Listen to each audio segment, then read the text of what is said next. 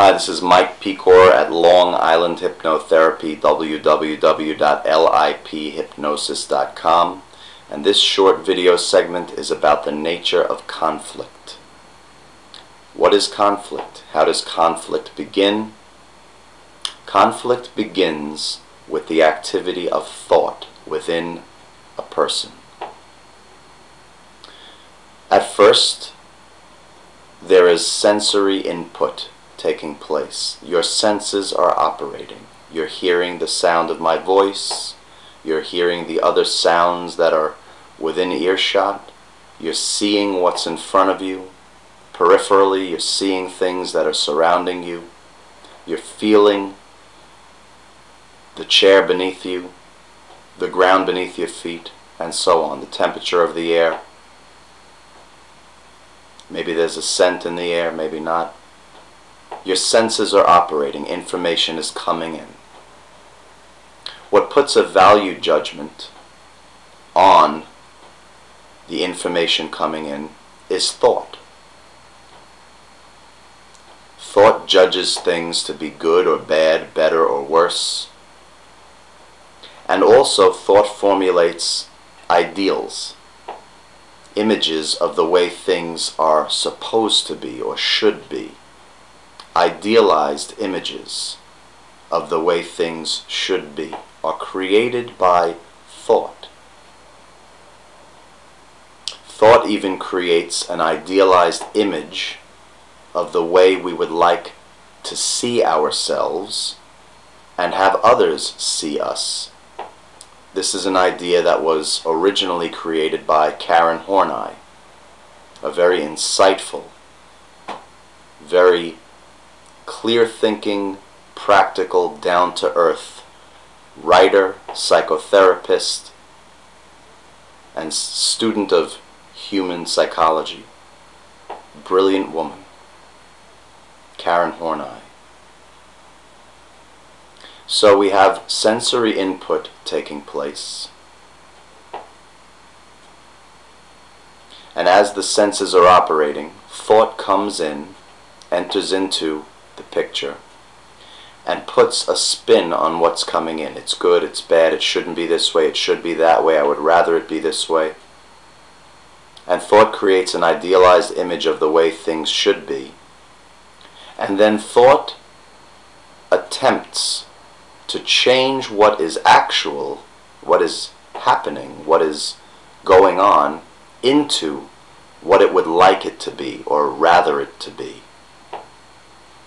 So for instance, if I walk outside and I see my neighbor has a brand new Rolls Royce, my senses are operating, I see the car, I see my neighbor. But then thought adds something to the sensory input. A story. A connection. Oh, there's the car, it belongs to my neighbor. How did that guy get that car? He's not such a good guy, he doesn't deserve that. I work hard, I should have that car. And then there's jealousy, envy, all created by thought. The sensory input was neutral. The sensory input had no value, positive or negative. The car is simply a car. The neighbor is simply a human being. It's the story that my thinking mind weaves around the situation which gives it meaning, value, and puts a judgment on it. And then jealousy, envy, these things begin. So there's conflict. And then another layer of conflict may set in.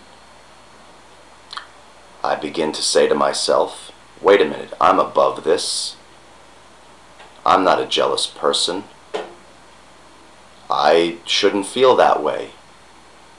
Now there's another layer of conflict between the actual jealousy that is real, that is going on, and now thought comes in and says, I don't like that. I don't want to see myself as being a jealous person. I'm above that. Once again, the idealized image. So thought creates an image of what it would like itself to be seen as, projected as, and see itself as. And then when reality comes along and puts a dent in that image, thought has to scramble to work its way back to seeing itself in an idealized way.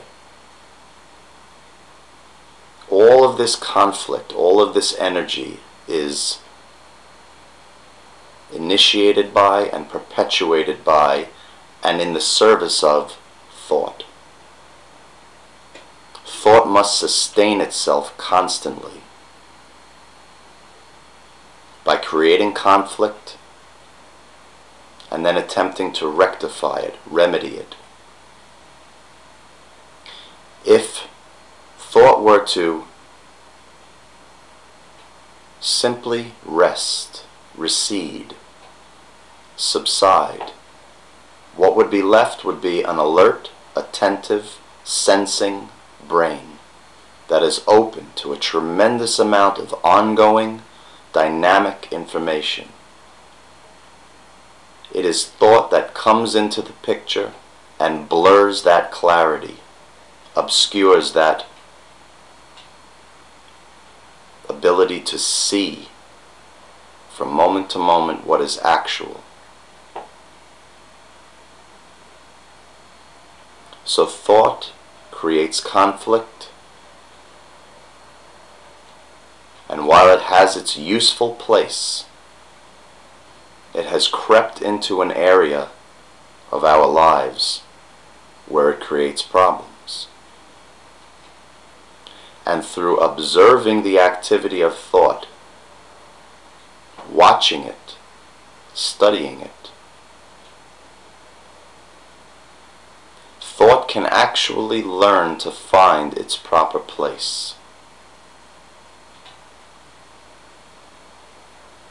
www.liphypnosis.com